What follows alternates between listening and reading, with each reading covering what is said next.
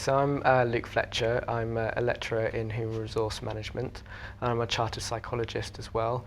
So my research areas in Chrome are looking really at the psychological experience of work, as well as the relationship between human resource management practices and performance outcomes and well-being via kind of psychological processes. So I'm really looking at the micro level aspects of the employment relationship. I look at those aspects mainly through looking at everyday life experiences.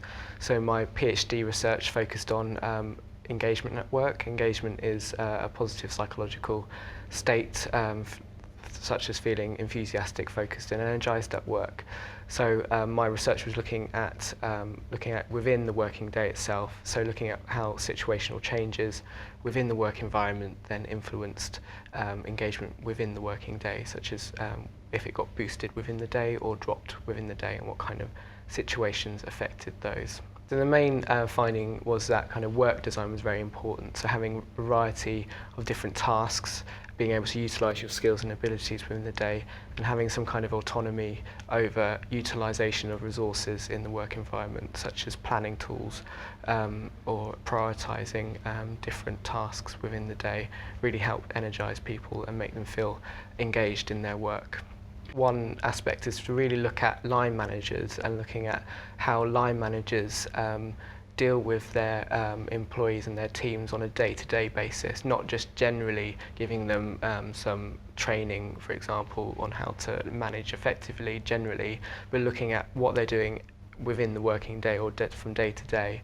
So things like being accessible to their direct reports every day, showing recognition and kind of appreciation within the working day itself, and that can just be a simple thank you, and that really does help. Just saying thank you for doing a good piece of work, or just checking in on that individual.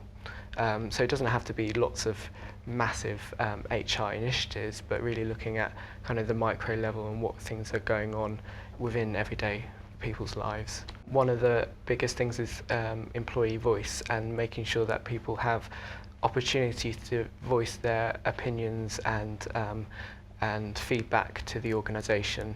So that can be through setting up suggestion schemes, having roundtable discussions with people in management or with HR professionals.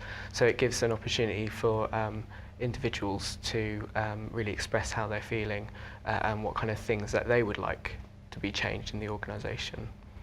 It's important to remain critical of engagement and to really understand how the organisation can genuinely improve engagement, not just for the purposes of management to control employees. And I think that's a very important point, that engagement can be quite easily abused by management just for the sake of getting more out of their employees. And I think it's important to really still remain critical of it, but understand it in the kind of more deeper ways that people can engage in their work in a more genuine way.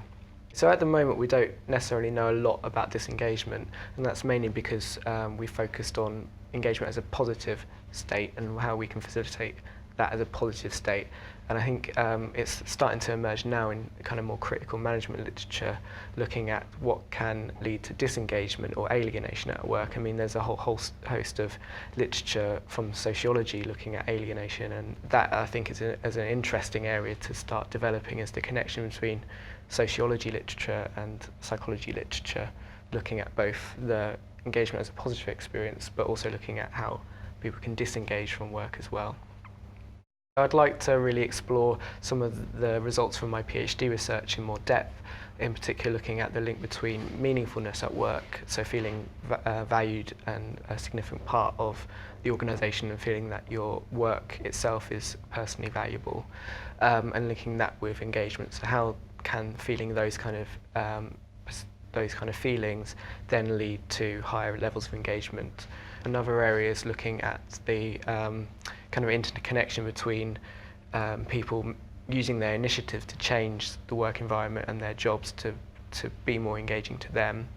but also how that might be in tension with maybe what management want them to do.